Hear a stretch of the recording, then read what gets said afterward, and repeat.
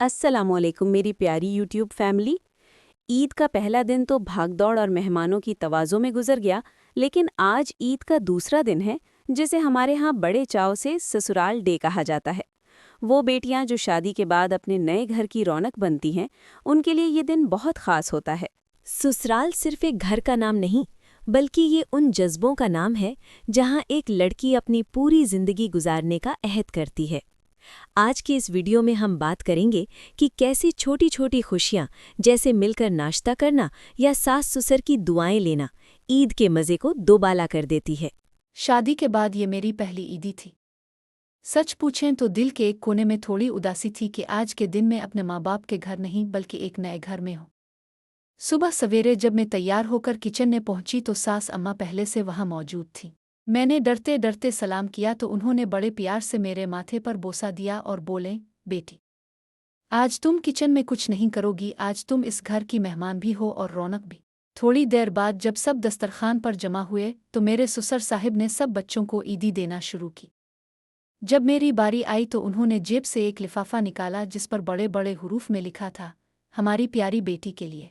लिफाफे के अंदर सिर्फ पैसे नहीं थे बल्कि एक छोटा सा खत भी था जिसमें लिखा था, बेटी, तुम इस घर में बहू बनकर नहीं आई हो बल्कि अल्लाह ने हमें वो बेटी दी है जिसकी हमने हमेशा दुआ की थी। आज से ये घर जितना हमारा है इससे कहीं ज्यादा तुम्हारा है।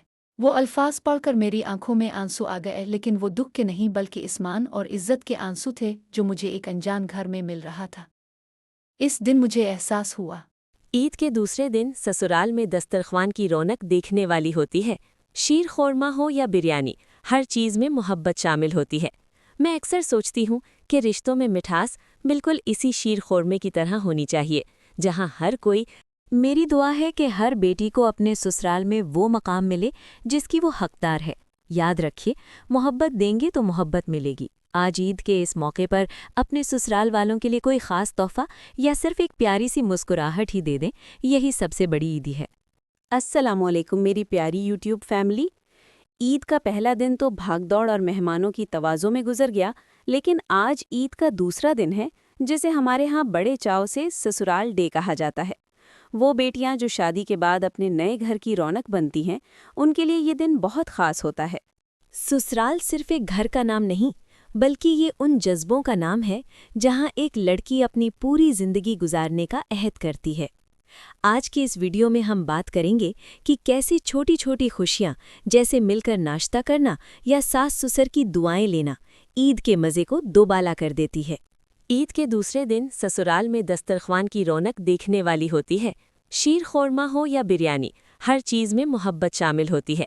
मैं अक्सर सोचती हूँ कि रिश्तों में मिठास बिल्कुल इसी शीर खोरमे की तरह होनी चाहिए, जहाँ हर कोई अपनी जगह अहम हो लेकिन मिलकर एक मुकम्मल जायका बन जाए। मेरी दुआ है कि हर बेटी को अपने ससुराल में वो मकाम मिले जिसकी वो हकदार है। याद रखिए, मोहब्बत देंगे तो मोहब्बत मिलेगी। आज ईद के इस मौके पर अपने ससुराल वालों के लिए कोई ख़ास तोहफ़ा या सिर्फ एक प्यारी सी मुस्कुराहट ही दे दें, यही सबसे बड़ी ईदी है।